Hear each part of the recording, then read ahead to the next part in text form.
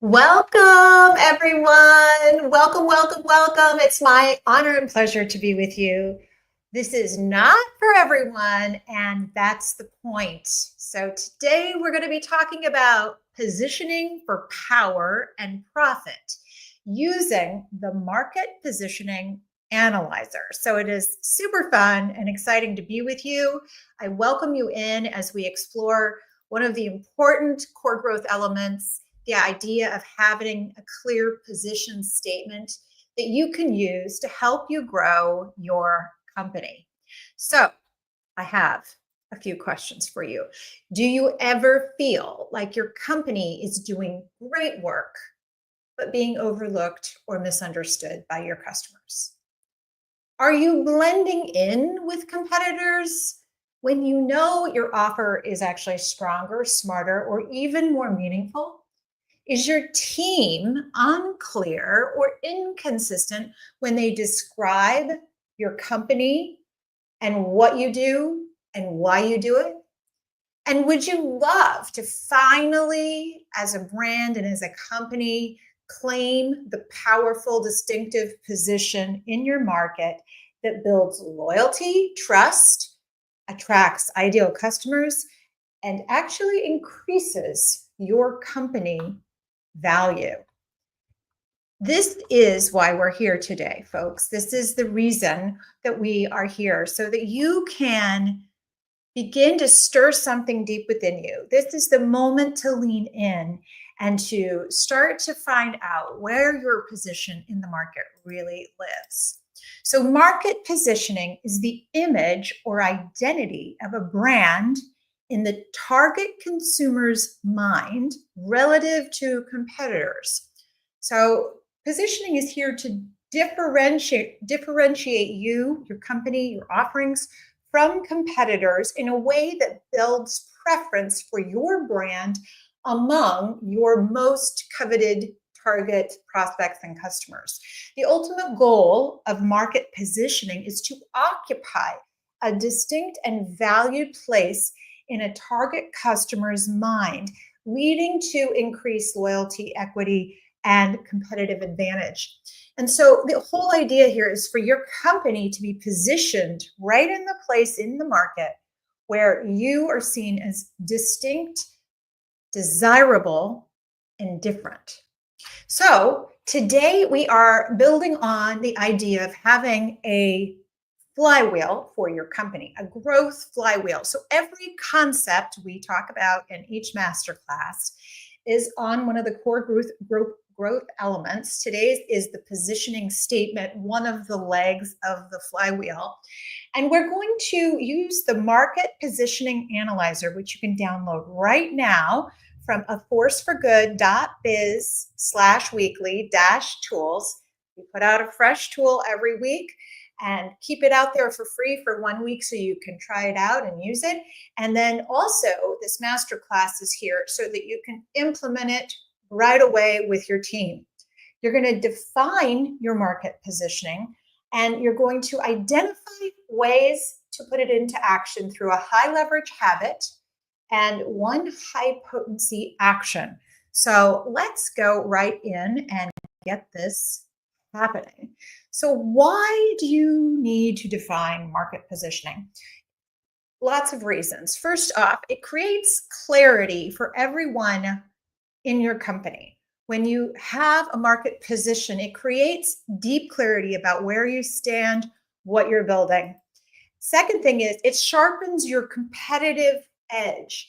Positioning helps you differentiate, not just describe your offering. In a crowded market, being good isn't enough. You need to be different in a way that matters to your particular ideal customer. Positioning defines what makes you uniquely valuable and hard to replace. The third reason you need market positioning is it strengthens the customer preference and loyalty towards your brand. So when customers see themselves clearly reflected in your brand and understand why your solution is built for them, they're far more likely to buy, stay, and refer. So think about that for a moment. Absorb the value of that. If customers aren't flooding to you, or if they're not staying, it's because they don't understand why it's valuable to them. The fourth reason why a marketing positioning statement is important is it allows your team, aligns your team around growth. So how you grow is specific. When your positioning is clear, every department, whether it's product, sales, marketing, or operations, or even finance, can make faster, smarter decisions that supports the same strategic intent. It removes the friction that slows scale and replaces it with shared conviction. The fifth reason is because it boosts the effectiveness of your marketing and sales. This is so true. Without strong positioning, every great campaign falls flat. You can do all kinds of emails, all kinds of socials, all kinds of events, but if your positioning is off, it's not going to be heard. With it, every message becomes targeted, persuasive, and high converting because it speaks directly to the right people with the right promise at the right time. The sixth reason for market positioning is it increases your company's perceived value. Strong positioning builds brand equity. It's one of the key reasons customers will pay more, investors will lean in, and talent will want to join you in your purpose and mission. It transforms your offering from a commodity into a category of one. And finally, the seventh reason why market positioning is so important is it makes future decisions even faster and easier. Should we launch this product? Should we change this feature? Should we target this segment? Positioning provides a filter for decision making. It keeps your company focused on what matters and protects you from shiny object syndrome. We all have fallen prey to. All right, so now let's move on to the next topic here, which is where does this fit on the 4-page growth plan? So on the 4-page growth plan here, you're going to see the 4 pages is a business plan. It's an impact plan that covers everything over the next 10 years, which is kind of extraordinary. And don't worry if you feel like 10 years is too much. The focus is really on helping you decide every day what to do. And it's for you, the founder, or you, the marketing leader, but for everybody on your team too. It puts clarity and alignment into your highest and best use. It allows people to discover their wisdom and insights because it creates alignment and clarity on all the things that matter most in building a company. So in the first page of the 4-page growth plan, the top section is on Know Your Purpose, and the bottom section of page 1 and the second page of the growth plan are all dedicated to knowing who you serve. And the position statement, you can see it right there on page 2, 3/4 of the way down, position statement. That's what we are focusing on today, one of the many elements, but it alone can be fodder for exponential growth. So we're going to go ahead and look deeper into what we mean by positioning statement and market position.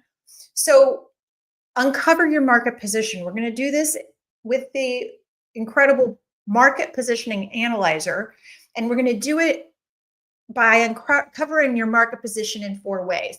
Positioning through contrast, positioning through your brand identity, making a promise to your customer, and then building a statement.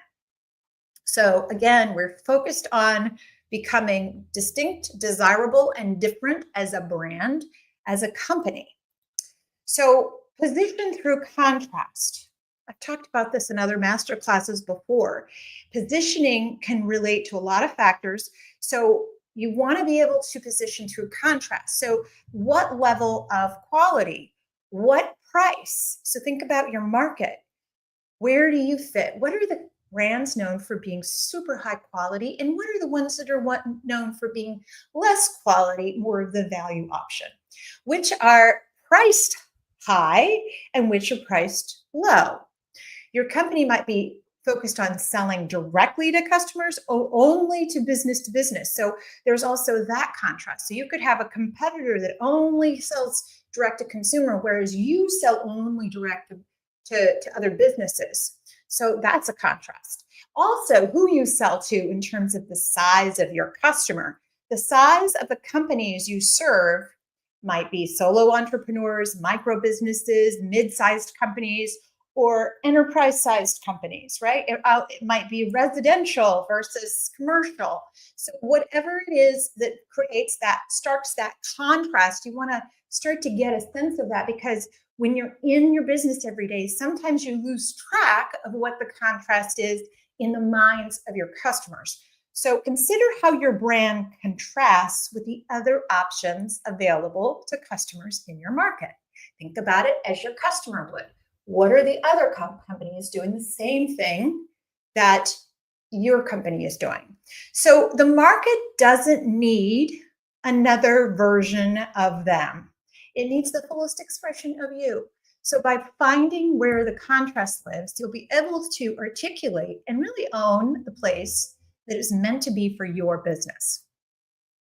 So we're going to create today a positioning matrix for your company, and you're going to plot out on the matrix the other competitors in your market along with you. And one of the ways to plot is where you have price along the x-axis, the lower axis, and quality along the upper axis, the y-axis. And we are able to sort of compare then in quadrant one, the lower left-hand, lower quality, low price, to those in, say, quadrant three, higher quality, higher price. And so the positioning matrix, we're going to walk through the analyzer today, and you're going to build this, but it's a visual snapshot of how your company stacks up against its others in the market. And the key here is that there isn't necessarily a better position to be in.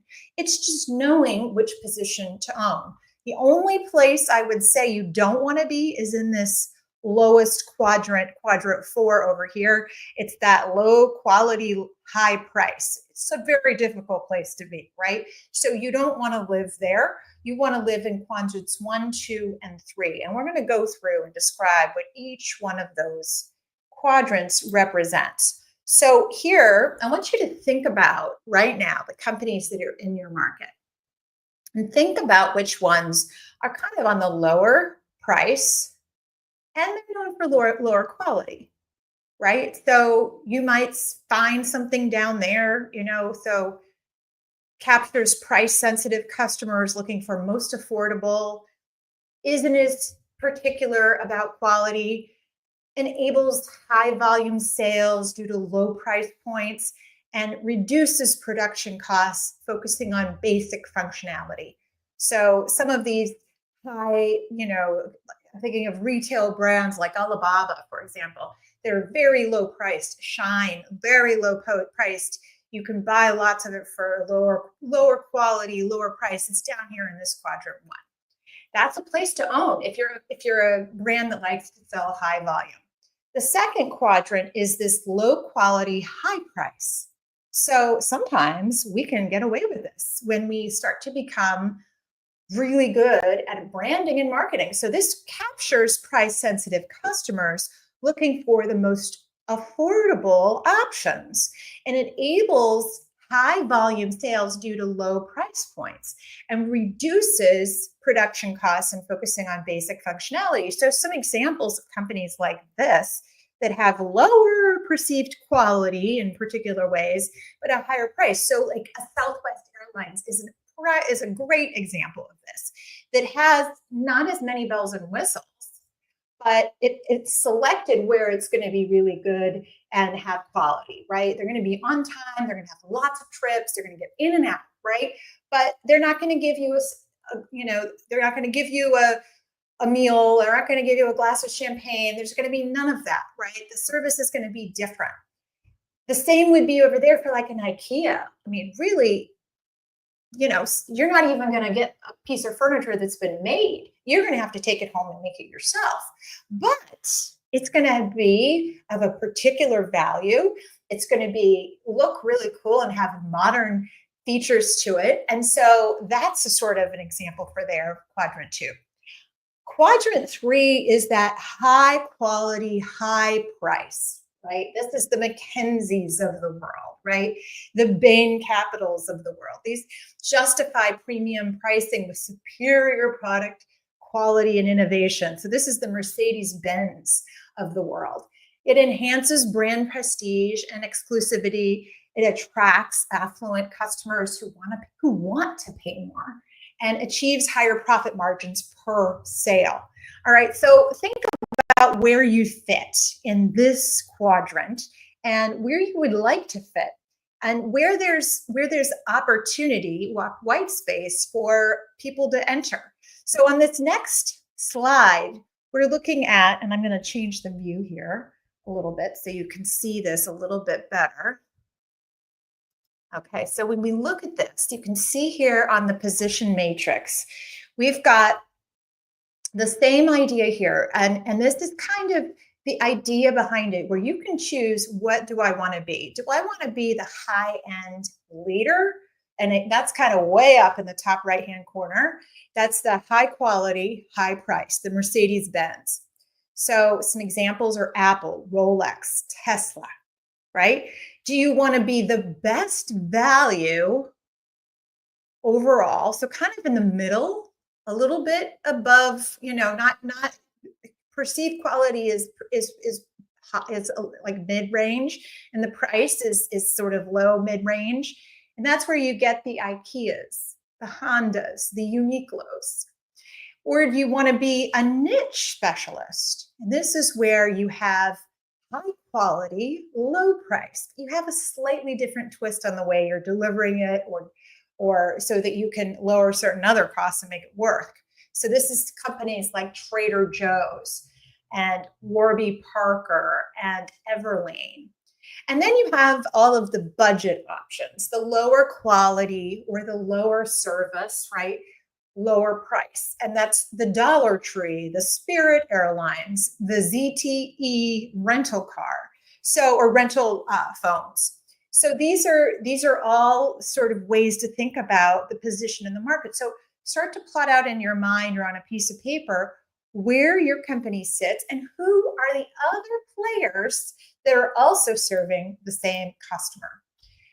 Okay, so now we're going to move on from positioning through contrast to talking about positioning through brand identity. Okay, and these are some of the concepts that you would think of if you were talking to your marketing professional or your PR professional. So it's the visual and emotional impression that your brand makes on consumers. The key here is that as you develop and you start asking your questions about brand identity, you start to get closer to who you really are as a company. And then you also need to make sure that whatever you want it to be, the elements, the visual elements and the emotional elements marry up with what you are trying to convey. Oftentimes we see where brands are mismatched.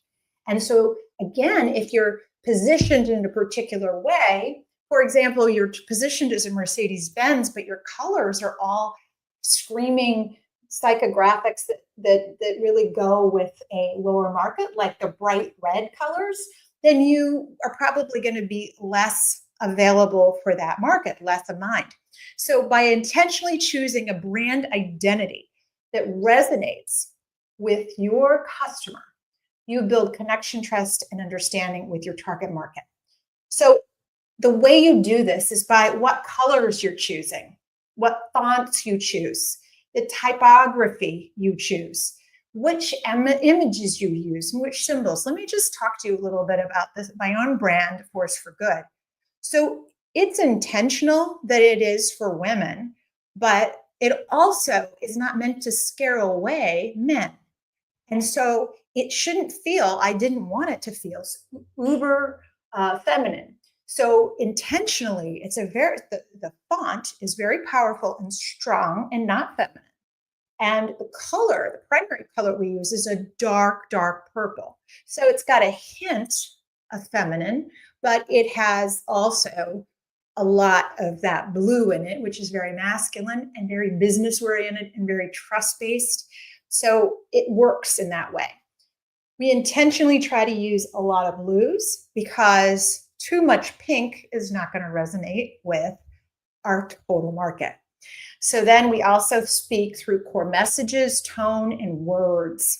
So the words and choices that you use, the elevated language that you use or don't use, if you intend to be funny or crispy or snarky, all of that conveys the type of brand that you are and who your target market is.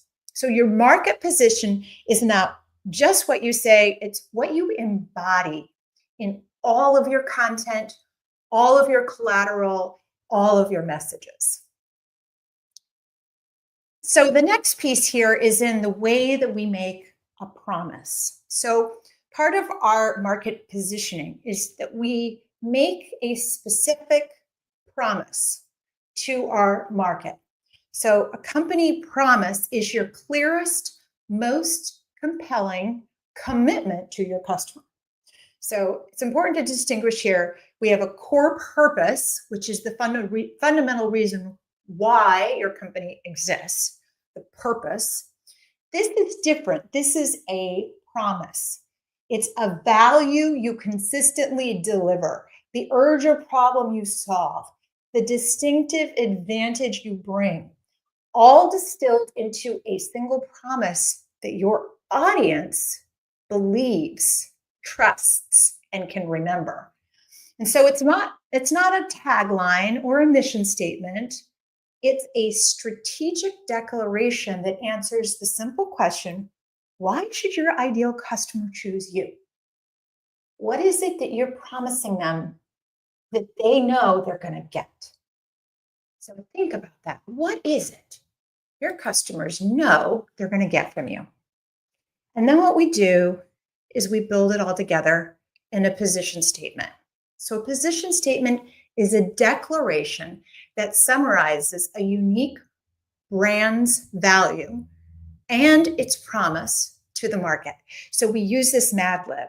So you can go ahead and use this Mad Lib right now as a starting point. So name your target audience. Your company is and then input the single most important promise, your company promise, because evidence that supports the promise. So your market position is a sacred agreement between your truth and your audience. So you're going to insert that promise and that agreement into your market position statement. And every time you speak it, every time a member of your team speaks it, it becomes your word. It becomes your truth. So let's talk about some examples here. So Laura Health, founded by Martina Janikova, which is the digital health platform.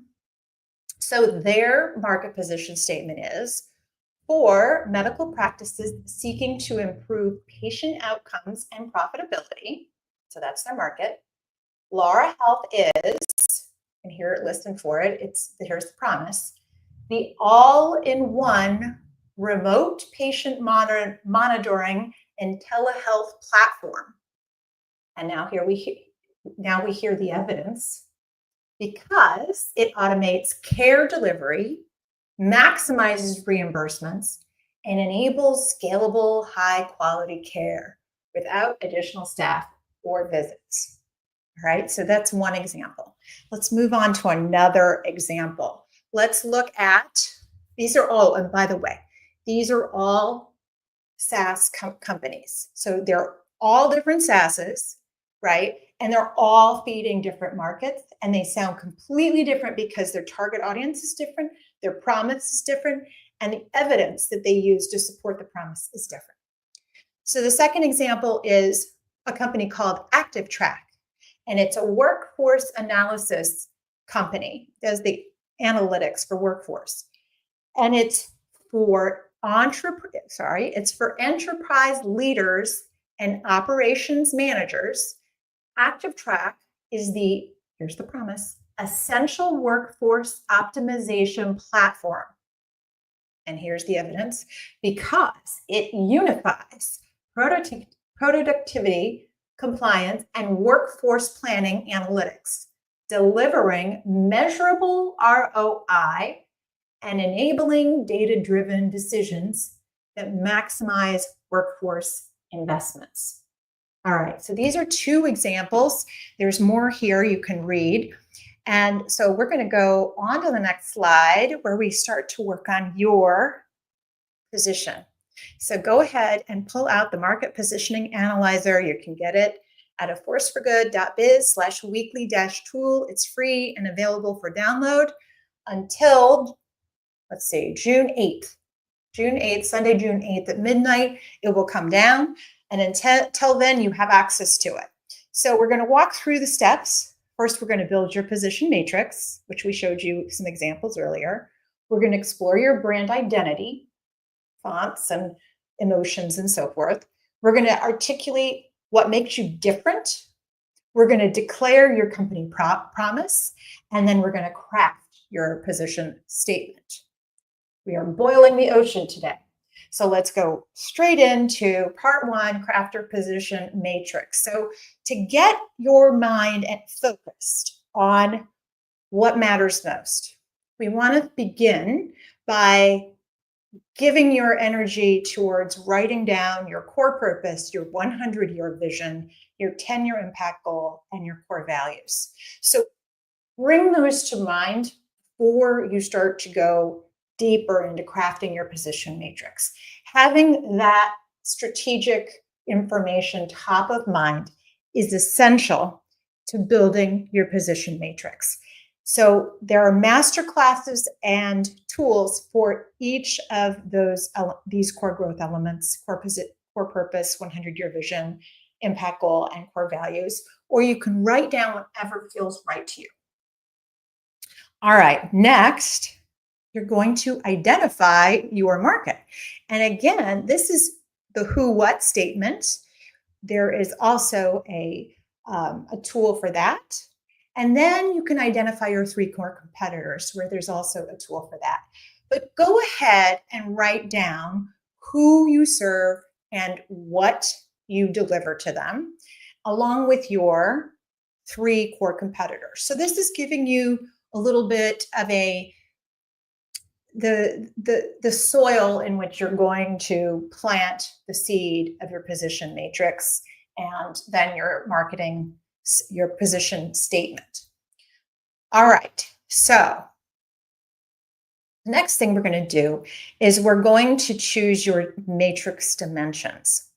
So here's where you have your matrix, and on the X you have price, and on the Y you have perceived quality. But you might decide that you want to change that around. You might have, right now we have price versus quality, but you might put customer size, the size of your customers, like solo entrepreneurs, small, medium-sized business, and enterprise could be, the X-axis. It could be a particular benefit that you're looking at. So, a particular benefit that your customer most longs for.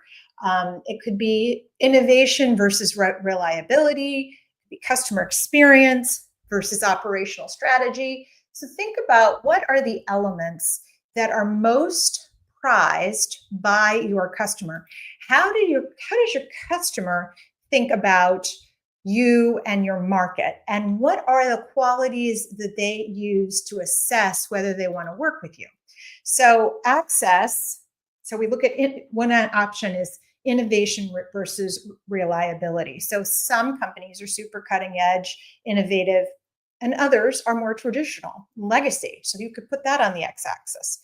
And then reliability could be your Y-axis. So consistent, proven results to unpredictable or untested. That could be one way to look at it and find your position.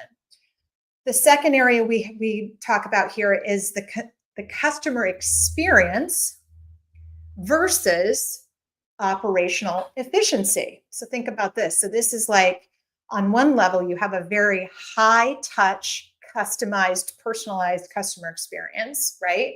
Bespoke. That might be way over on the one side on the x-axis. And the other is more self-service, transactional, do it yourself. So maybe that's part of what your customers thinking about. And some customers really are happy with self-service and others want the bespoke. Another axis that you could look at compared to customer experience is operational efficiency. So how streamlined, tech-enabled versus manual and resource heavy. So it's good for SaaS companies, healthcare companies, service-based companies, or when experience is a differentiator for some reason. You might look at specialization versus breadth. So like some companies are very niche focused. You might have competitors, or you might be someone who only works with a particular market or only works with a particular small part of a bigger need for solutions. So you could be not in the CRM space, but in the email marketing space, right? So identify the specialization versus industry focus and where you fit on. We're very, very specific, for example, specialized in one particular offering, but we have a lot of types of industries that we serve, or we have very few. So that as you plot that, you're going to see potentially openings for you to enter, or where there's a lot of competition, or where there's very little. So think about how you would characterize your market, and then plot it out, create a plot of two different extremes, the X and the Y, and then go ahead and write down your customers, your top 3, 4, 5 customers, and yourself. Where do you fit in that picture? And sort of start to see what that picture looks like as you plot out your competition, you plot out yourself. And also, you're going to start to look at here what other parts of your position, right? You want to analyze what that means. What do you notice is true about that position? Are there any insights you want to break through into that? Okay, then we're going to move on to the next question, where you've plotted your competitors, you've analyzed your position, and now you're going to explore your brand identity. So, what is your brand personality? So, bold and edgy, think Nike. Warm and empowering, think Dove soap. Sophisticated and high end, think Chanel. Playful and curious, think MailChimp. So for A Force for Good, our brand is wise, grounded, and a little bit rebellious. We show up like a trusted advisor with a spark of fun energy. So pick 3 adjectives that describe your brand's personality. Great. So number 2, how do you want customers to feel? This is also part of your brand identity, how you're going to help them feel. This is about emotional resonance. Ask yourself, what's the emotional outcome of working with us? What's the emotional outcome that your customers will feel as they work with you? So do you want your customers to feel confident and in control, inspired and uplifted, relieved and supported, seen, understood, and empowered? Think about what you would like them to feel. Very good. All right. And then what makes your brand different from your competitors? That's the third question down on the market position analyzer. What makes your brand different? So now we're getting to why they choose us. Go beyond features and pricing. Focus on approach, philosophy, depth of service, tone, culture, outcomes. So here are some examples.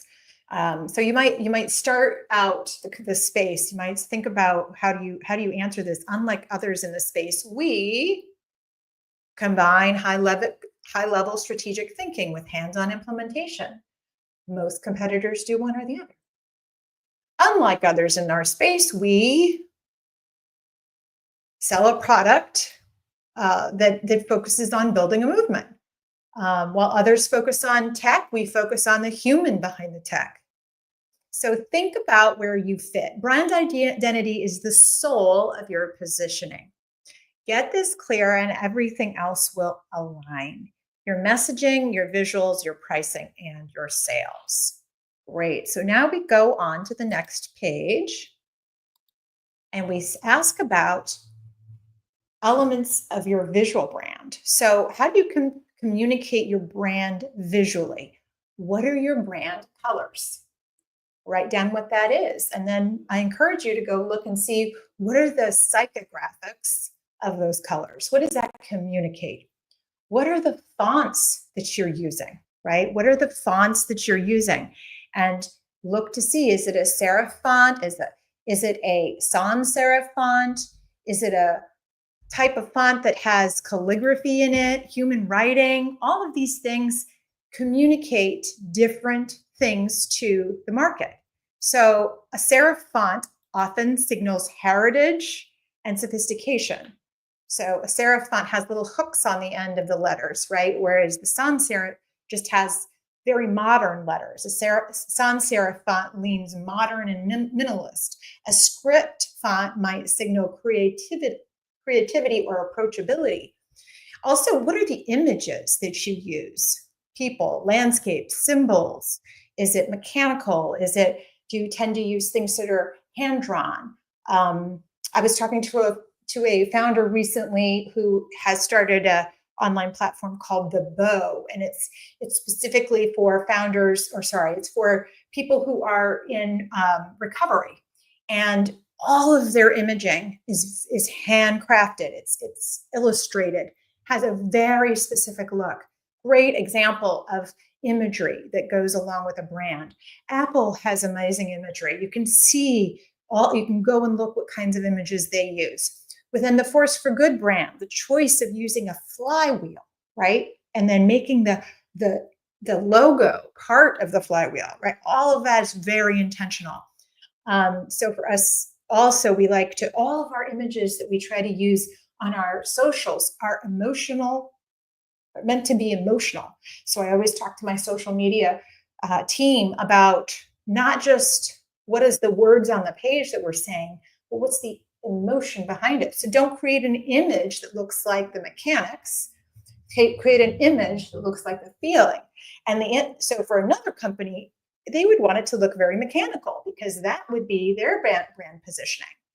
So think about what your images are, what symbols are for you, and how you would describe your brand. So describe your brand in 3 words. What would be your brand? So 3 words. These are personality traits, how your brand shows up. So example might be empowering, clear, visionary. So think about specific words, not words like nice or helpful. These are not very distinctive. Think of distinctive adjectives. Also think of 3 words that describe the tone of your brand. This is the voice or flavor of your communication. So this would be like when you're talking to your marketing person and saying, this is the tone, this is the energy that I want to communicate, this is the voice we want to convey when you're writing. For example, it could be warm, wise, energizing, bold, professional, no nonsense, technical, analytical, friendly, honest, encouraging, right? Funny, quippy, smart. Like, what is your energy? What is that tone? And then what are 3 core messages? What are these recurring truths that you want your audience to believe? And so here at A Force for Good, we certainly talk about women-led business deserve to scale with profit and purpose. Your difference is your greatest advantage, and you don't have to do this alone. So these are some of those core messages we are always repeating in different ways. So what are those messages for your company? All right. So think about how you're thinking about all aspects of your brand so that you can delve into your position. So now we're going to think about your differentiation. So this first question is, what unique features do your products and services offer? What are those distinct features, the differentiators? This is the tangible differences in what you deliver. Think functionality, structure, accessibility, customization, pricing model, integrations, speed, or results. Think about those distinctions. So, examples might be our onboarding process gets clients fully launched in 48 hours, others take weeks. We use a tiered subscription that scales automatically with client usage. Most competitors have static plans. Another example, our platform includes AI driven insights tailored to women led teams, something no one else is offering. So, hear how that sounds. So, again, go beyond we care more or we work harder. Be specific. These are your unique features of your products and services. Next, as you think about differentiation, how does your customer experience stand out? So, customer experience is a huge differentiator, especially in service, tech, and healthcare. So, consider how you show up at each touch point along the customer journey: onboarding, support, follow up, user education, delivery speed, packaging, relationship building. Think about all those moments with your customer, how those interactions occur. Is it with technology? Is it with a person? Does the person come to you? Is the person in the office? What does that look like? So, some examples about how your customer experience might stand out is we assign every client a dedicated strategist, not a rotating account manager. Our clients never have to chase us. We guarantee a 24-hour response time. We host monthly CEO roundtables for our clients to connect and grow with each other. So these are some ways you can separate yourself from your competition. The next question is, what market needs are you addressing that others are not? What market needs? So this is where you name the gaps your competitors ignore and why these places matter. So think about what frustrations, unmet needs, or underserved audiences do you serve best? And I'll tell you, one of the places that in my Illume, my home health business, we had a unique part of our operations or customer experience where we did a not just a patient care plan, but we also did a care plan that talked about the personal needs of the home, the family, and the patient. And we would go before we ever start to nurse out, we would send somebody out specifically to look at what the curated care plan would be. And so this included all kinds of preferences about the home and what needed to happen.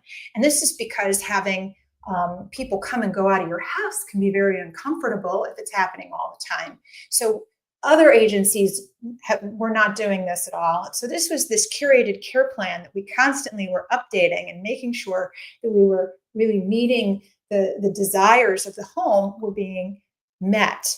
So here are some other examples. We support post-exit founders who are launching their second venture because most platforms focus on first-time founders. We make sustainability practice for small business, not just large enterprises with big budgets. We provide fractional service for growth stage companies that can't yet afford full-time hires. So these are some examples of the ways you can think about how to differentiate yourself. Another way is, how does your company's expertise and knowledge position you differently? So here we focus on the depth of your insight. This is where we focus on the depth of your insight. Here we go. Sorry about this. Went a few pages forward here. Okay, here we are, right place now. All right, so how does your company's expertise and knowledge position you differently? You're looking at your story, your earned wisdom, your lived experience. And this can be of you, the founder, can be of you, of your team, be it people in the business that have created your technology, the scientists or engineers who were part of it. What made this special or unique? Or is it particular about how you gathered all of the content? Was it built and acquired through multiple people? Think about, what perspective does your company bring that others cannot replicate? What do you know that shifts the outcome for your customers? So, examples. Our team includes healthcare operators, not just consultants, which means we've lived the problems our clients are solving. We've scaled 3 8-figure companies ourselves, so we teach from direct experience, not theory. As a founder of color, I understand the cultural context and systemic challenges the generic tools overlook. So these are some ways you can place your knowledge and experience as part of what separates you from the competition. So write down a few bullets on this question number 4, to help you understand how your knowledge and expertise helps you stand out. And now just look at this page and start to capture which one of these differentiators would make your dream client stop and say, wait, finally someone who gets it. So look and see, where is it most important for you to be unique and different? Where are you solving their big problem or showing up in a particular way that will make all the difference? And this is your key differentiator. All right, so going on to the next piece here. All right, part 4 of the Market Positioning Analyzer, a company promise. All right, so company promise is your clearest, most compelling commitment to your customer. Think about that. It's the value you consistently deliver, the urgent problem you solve, and the distinctive advantage you bring, distilled into a promise to your audience. So we start at the top of the page with what they need. Like, what is the primary urgent problem your company solves? We talked a little bit about that on the Who What Analyzer. That's another worksheet, another tool that we use. But if you didn't do that exercise, no worries. Just write down, what's this primary, urgent, and important problem that is so important, most important to your customers? And then, what do your customers value the most? So think about their particular values. All right, what are their values? So this isn't just what you give, it's what they care most about and how you deliver it.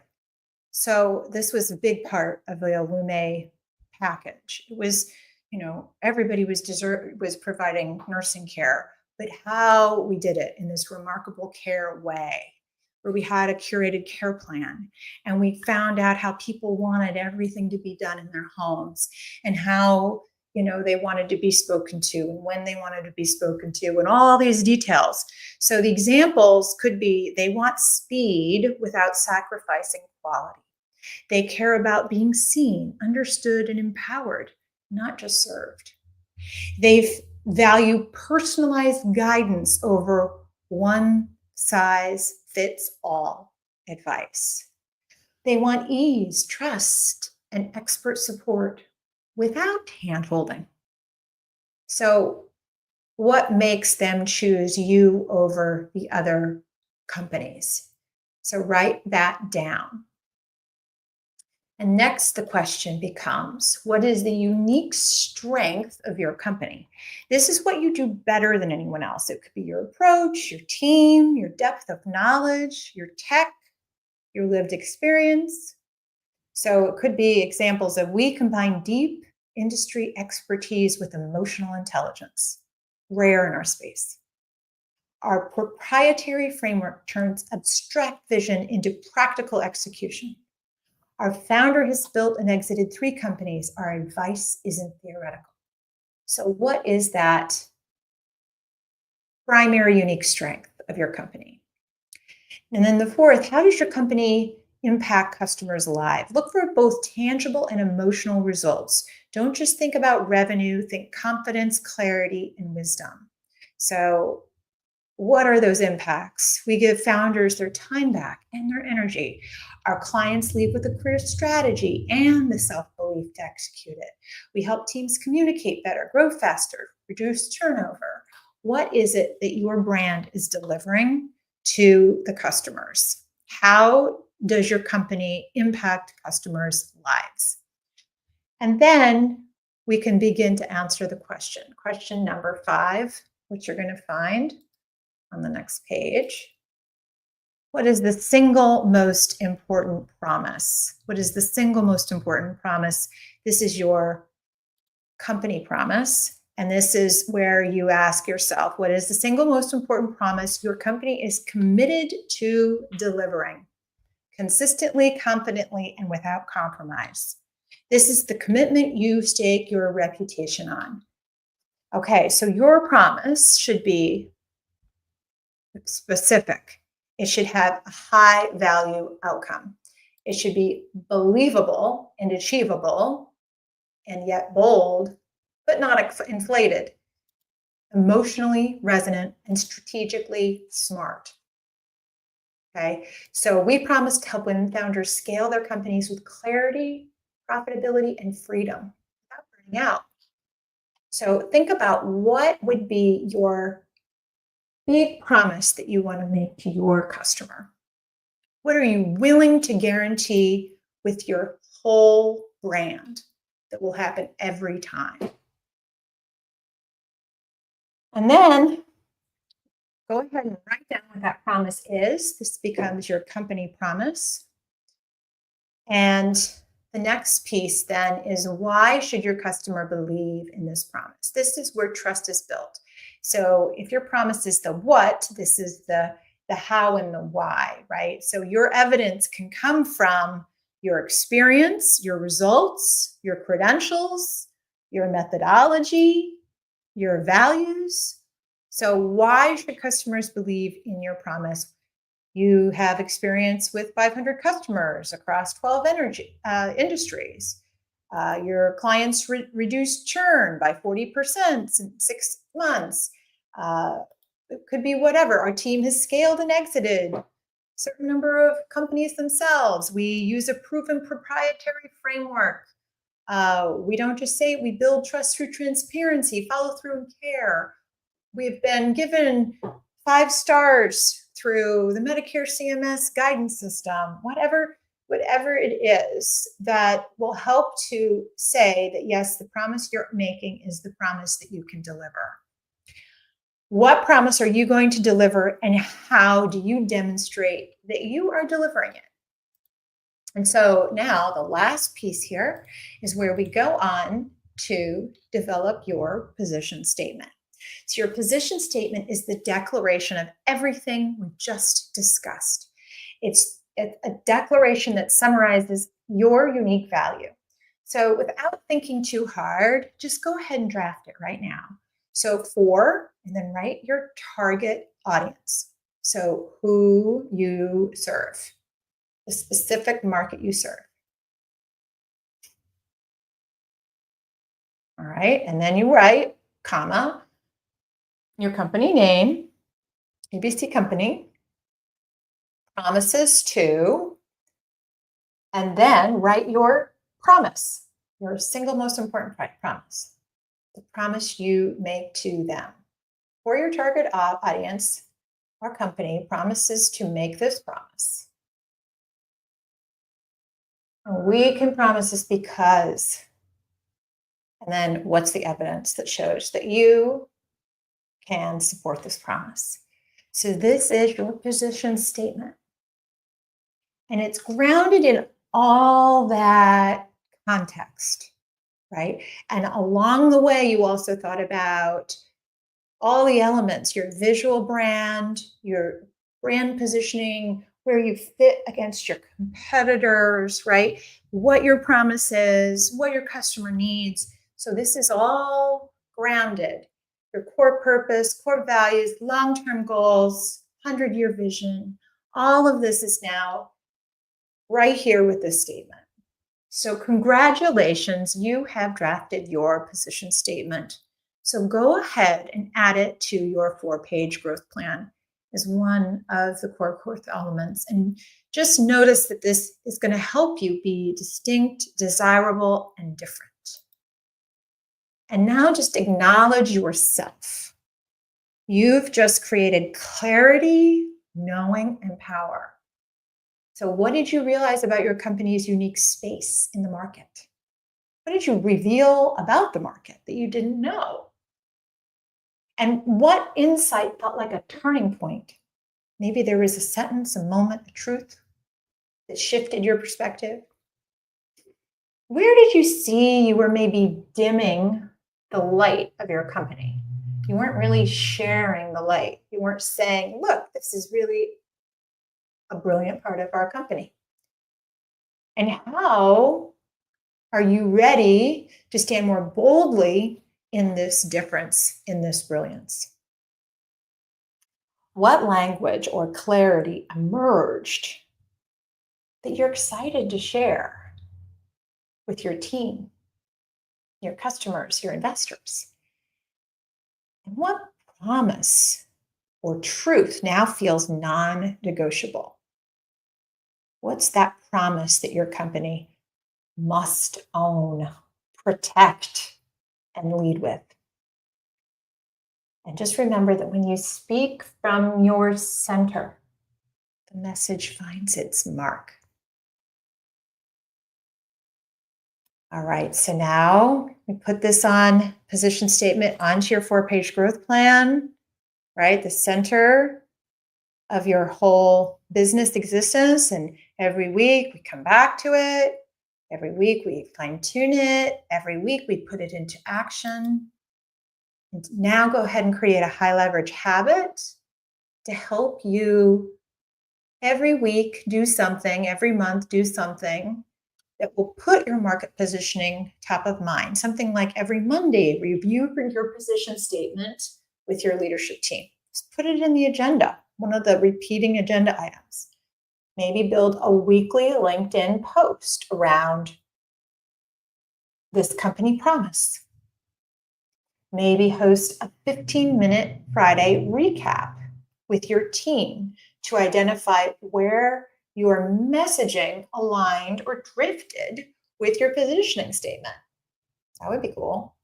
Maybe create a shared promise wins channel in Slack to celebrate moments when your brand stood tall and lived its promise.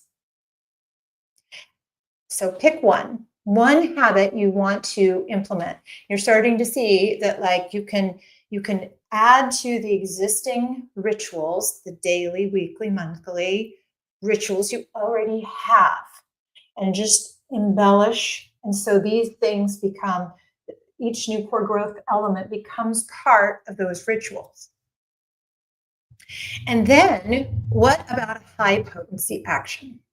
Okay, what about one action you can take that will really move things forward?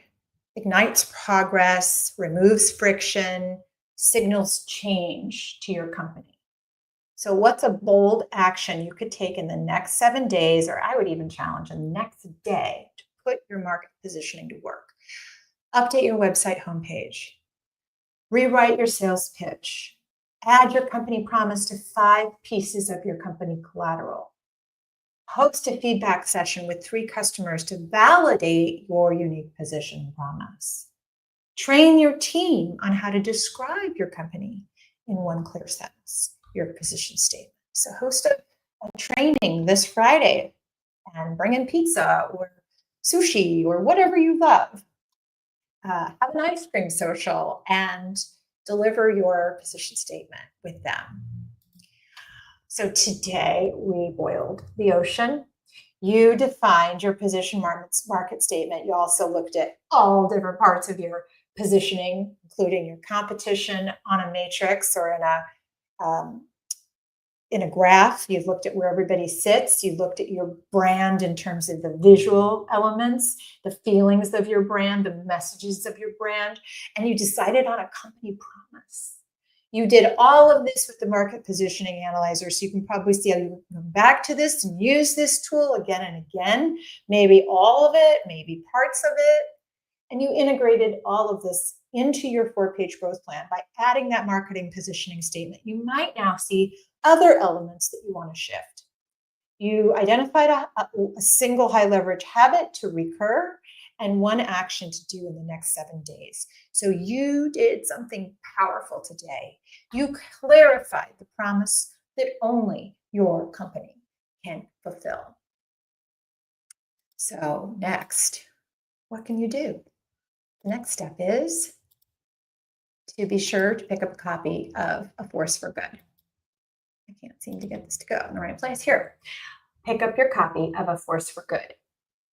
This section on marketing, the positioning piece is in chapter 6. And when you buy the book, you get the full Force for Good toolkit.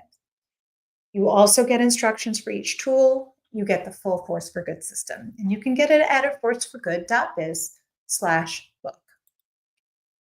Every week you can get access to a free tool. You don't have to pay a thing. Just go to aforceforgood.biz/weekly-tool. And we give you a new tool and links. So every week you can implement one tool at a time. And every week your flywheel is just growing and spinning. And then you can also sign up for the Growth Accelerator. And this is where we really work together to install the full system with you in 12 modules. And it has tiered pricing that starts at just $599. And so depending on how much service and support you want, you can go low end or high end. You can get it at aforceforgood.biz/accelerator. Thank you for joining me today. Thank you for discovering where you and your company is meant to lead and take a very specific place in the market. Remember, the world is made better by women-led business. Let's all go make the world a better place.